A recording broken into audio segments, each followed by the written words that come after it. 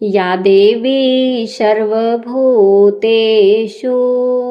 बुद्धिरूपेण संस्थिता नमस्तस्यै नमस्तस्यै नमस्तस्यै नमो नमः। जय माँ भगवती। माँ जगदम्बा की असीम कृपा से, करुणा और दिव्य आशीर्वाद से देवी भगवती महापुराण चैत्र मास की पावन कथा का 17वां अध्याय आज अत्यंत श्रद्धा, भक्ति और आत्मिक आनंद के साथ प्रारंभ हो रहा है। माँ भगवती केवल शक्ति का स्वरूप ही नहीं, वह ममता, करुणा और असीम प्रेम की। जब भक्त सच्चे हृदय से उन्हें पुकारता है तो माँ उसके जीवन के हर अंधकार को अपनी कृपा की ज्योति से अलौकिक कर देती हैं। कहते हैं जो व्यक्ति श्रद्धा, विश्वास और प्रेम के साथ माँ की पावन कथा का श्रवण करता है, उसके जीवन में नकारात्मक दूर होने लगती हैं। उसके मन में भक्ति और विश्वास की ज्योति प्रज्वलित होती हैं और उसके जीवन में माँ भगवती की कृपा से सुख, शांति, मंगल का संचार होता है। प्रिय भक्तों, आप सभी ने जिस आस्था और समर्पण के साथ अब तक इन पावन कथाओं का श्रवण किया है, उसके लिए आप सभी को हृदय से कोटि कोटि धन्यवाद।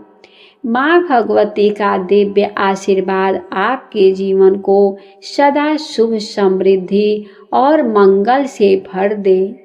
तो आइए भक्तों, सबसे पहले विघ्नहर्ता श्री गणेश जी का स्मरण करें, फिर श्रद्धा और भक्ति से जगत जननी माँ भगवती का ध्यान करें। शांति, निर्मल हृदय और पूर्ण श्रद्धा के साथ हम सुनते हैं चैत्र मास की पावन कथा।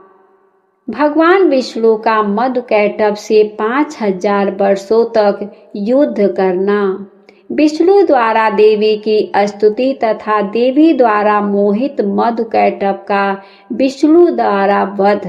हे देवी, मैं आपके सगुण तथा निर्गुण रूप को नहीं जानता, फिर आपके जो असंख्य अद्भुत चरित्र हैं उन्हें कैसे जान पाऊंगा। मैंने आपके अत्यंत दुर्घट प्रभाव को आज जाना है, जबकि मैं आपके द्वारा प्रेरित योग निद्रा में विलीन होकर के अचेत हो गया था। ब्रह्मा ने मुझे बड़े यत्न से बार बार जगाया था, किंतु मैं अपनी 6 इंद्रियों के संकुचित होने के कारण जाग न सका। हे अम्बिके, उस समय मैं आपके प्रभाव से अचेत हो गया था। जब आपने अपना वह प्रभाव हटा लिया तब मैं जगा और मैंने उन दानवों के साथ अनेक प्रकार से युद्ध किया। उस युद्ध में मैं तो थक गया, किंतु वे नहीं थके, क्योंकि उन्हें आपका वरदान प्राप्त था। जब वे मदोन्मत्त दानव ब्रह्मा जी को मारने दौड़े, तब मैंने भी पुनः द्वंद्व युद्ध के लिए उनका आवाहन किया। हे मान प्रदायिनी, उस समय मैंने उनके साथ महासागर घोर युद्ध किया। बाद में मुझे ज्ञात हुआ कि आपने उन्हें इच्छा मरण का अद्भुत वरदान दिया है। यह जानकर आज मैं शरणदायिनी आपके शरण में आया हूँ। अतएव हे माता, अब मेरी सहायता आप ही करें, क्योंकि मैं युद्ध करते करते बहुत ही खिन्न हो गया हूँ। हे देवताओं को पीड़ा हरने वाली आपके वरदान से दोनों दानव मदोन्मत्त हो गए हैं। वे दोनों पापी दैत्य मुझे मार डालना चाहते हैं। अब मैं क्या करूं, कहाँ जाऊं? प्रणाम करते हुए उन जगन्नाथ सनातन वासुदेव विष्णु के ऐसा कहने पर मुस्कुराती हुई उन देवी ने उनसे कहा, हे देवाधिदेव, हे हरे, हे विष्णु, आप पुनः उनसे युद्ध कीजिए। इन दोनों वीरों को छल पूर्वक मोहित करके ही मारा जा सकता है। मैं अपनी वक्र दृष्टि से उन्हें मोहित कर दूंगी। हे नारायण, अपनी माया से जब मैं इन्हें मोहित कर दूंगी तब आप शीघ्र ही इन दोनों का वध कर डालिएगा। सुत जी बोले, देवी के प्रीति रस से पूर्ण वचनों को सुनकर भगवान विष्णु उस सागर में युद्ध स्थल में आकर खड़े हो गए।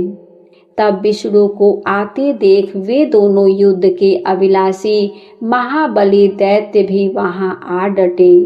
भगवान विष्णु को अपने सामने देखकर वे बड़े प्रसन्न हुए और कहने लगे कि हे महाकाम, हे चतुर्भुज, ठहरो ठहरो, हारो और जीतो। प्रारब्ध के अधीन समझकर अब तुम हमारे साथ युद्ध करो। बलवान व्यक्ति विजय प्राप्त करता है, किंतु कभी कभी भाग्यवश दुर्बल व्यक्ति भी जीत जाता है। आप जैसे महापुरुषों को जय या पराजय में हर्ष या शोक कभी नहीं करना चाहिए। आपने दानव शत्रु होकर के पूर्व काल में बहुत से दैत्यों को अनेक बार हराया है, परंतु इस समय तो हम दोनों के साथ लड़ते हुए आप पराजित हो गए हैं। सुत जी बोले, ऐसा कहकर वे दोनों महाबाहु दैत्य युद्ध करने को तत्पर हो गए। तब वहां अवसर देखकर ज्यों ही विचित्रकर्मा विष्णु ने उन दोनों पर मुष्टि से प्रहार किया, त्यों ही उन दोनों बलवानों मत दैत्यों ने भी विष्णु पर मुष्टि प्रहार किया। इस प्रकार उनमें परस्पर महाभयंकर युद्ध होने लगा। उन दोनों महाबलशाली दानवों को युद्धरत देखकर नारायण श्री हरि दीन दृष्टि से भगवती की ओर देखा। सुत जी बोले, विष्णु की ऐसी करुणाजनक दीन दशा देखकर अरुण नेत्रों वाली भगवती उन दोनों दैत्यों की ओर देखकर हंसने लगी और उन्होंने दूसरे काम बाणों के समान मंद मुस्कान युक्त तथा प्रेम भाव से भरे अपने कटाक्षों से उन पर प्रहार किया। इस प्रकार देवी के कटाक्ष को देखकर वे पापी मधुकैटव अत्यंत मोहित हो गए। वे कामांध दानव अपने ऊपर भगवती की विशेष अनुकंपा जानकर कामवाड़ से अत्यंत पीड़ित होने लगे। अपूर्व शोभाशालिनी भगवती को देखते हुए वहीं खड़े हो गए। भगवान विष्णु भी देव के उस प्रयत्न को समझ गए। माया से मोहित जानकर स्वकार्य साधक भगवान विष्णु ने वहां मेघ के समान गंभीर एवं मधुर वचनों के द्वारा उन दोनों का उपहास करते हुए कहा, हे वीरों, तुम्हारी जो इच्छा हो वर मांगो। तुम दोनों के युद्ध से मैं अत्यंत हर्षित हूँ, अतः मैं तुम्हें मनोभिलाषित कर दूंगा। यद्यपि पूर्व काल में भी मेरे द्वारा अनेक दानव युद्ध करते हुए देखे गए हैं, किंतु तुम दोनों भाइयों के समान मैंने किसी को देखा सुना नहीं। तुम दोनों के अतुलनीय बल को देखकर मैं बहुत ही संतुष्ट हूँ। हे महाबली दानव, मैं तुम दोनों भाइयों की वोचित कामनाएं पूर्ण करूंगा। वे दोनों दैत्य जगदानंद दायनी भगवती महामाया को देखते हुए विष्णु से अभिमान पूर्वक बोले, हे विष्णु, हम लोग याचक नहीं हैं, अतः आप हम लोगों को देना क्यों चाहते हैं? हे देवेश, यदि आप लेना चाहें तो आप जो मांगे हम दे सकते हैं, क्योंकि हम लोग भिक्षुक नहीं हैं, दाता हैं। हे ऋषिकेश, आप अपना मनोभिलाषित वरदान मांगिए। हे वासुदेव, आपके अद्भुत युद्ध से हम लोग आप पर अत्यंत प्रसन्न हैं। उन दोनों का वचन सुनकर भगवान विष्णु ने उत्तर दिया, यदि तुम दोनों मेरे ऊपर प्रसन्न हो तो यही वरदान दो कि तुम दोनों भाई अब मेरे हाथों मारे जाओ। सुत जी बोले, विष्णु का वचन सुनकर दोनों भाई चकित हो गए और अपने को उनके द्वारा ठगा हुआ समझकर शोक से चिंतित हो गए। कुछ देर बाद मन में विचार कर संपूर्ण भूमि को स्थल रहे तथा वहां सर्वत्र जल ही जल देखकर उन्होंने विष्णु से कहा, हे जनार्दन विष्णु, आपने हम लोगों को पहले जो वरदान देने को कहा था, यदि आप सत्यवादी हैं तो पहले उस वांछित वर को प्रदान कीजिए।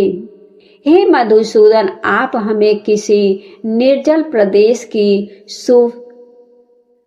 हे मधुसूदन, आप हमें किसी निर्जल प्रदेश की सुविस्तृत भूमि पर मारिए, तभी हम आपसे मारे जा सकेंगे, अन्यथा नहीं। अतः हे माधव, अब आप सत्यवादी बनिए।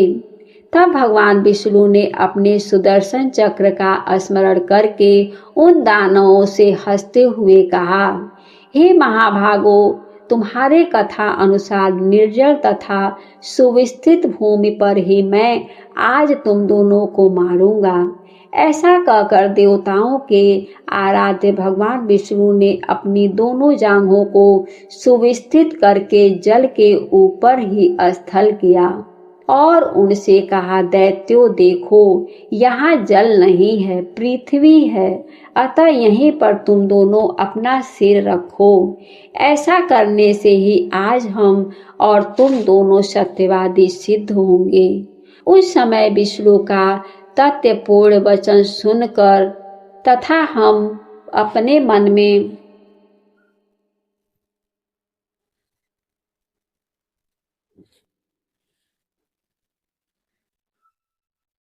उस समय विष्णु का तथ्यपूर्ण वचन सुनकर तथा अपने मन में विचार करके उन दोनों दैत्यों ने अपना शरीर बढ़ाकर हजारों योजन लंबा चौड़ा कर लिया। तब भगवान विष्णु ने भी अपनी दोनों जांघों को बढ़ाकर उससे भी द्विगुणित कर दिया। वह देखकर वे दोनों दैत्य बड़े विस्मय पड़ गए, परंतु अपनी बात सत्य प्रमाणित करके उन्होंने अपने अपने मस्तक उस अत्यंत अद्भुत जंघे पर रख दिए। उसी समय प्रतापी भगवान विष्णु ने अपने सुदर्शन चक्र से जंघे पर स्थित उनके विशाल सिरों को वेग पूर्वक धड़ से अलग कर दिया। जब दोनों दैत्य मधु और कैटभ मर गए, तभी से पृथ्वी का नाम मेदिनी पड़ गया और इसीलिए मृत्तिका भी अभक्ष माने जाने लगी। आप लोगों ने जो प्रश्न किया था उसका ठीक ठीक उत्तर मैंने दे दिया। बुद्धिमान मनुष्यों को चाहिए कि वे महामाया महाविद्या की सर्वदा उपासना करते रहें, क्योंकि वे पराशक्ति ही समस्त देवी दानवों द्वारा आराध्य हैं। उनसे बढ़कर कोई दूसरा देवता तीनों लोकों में नहीं है।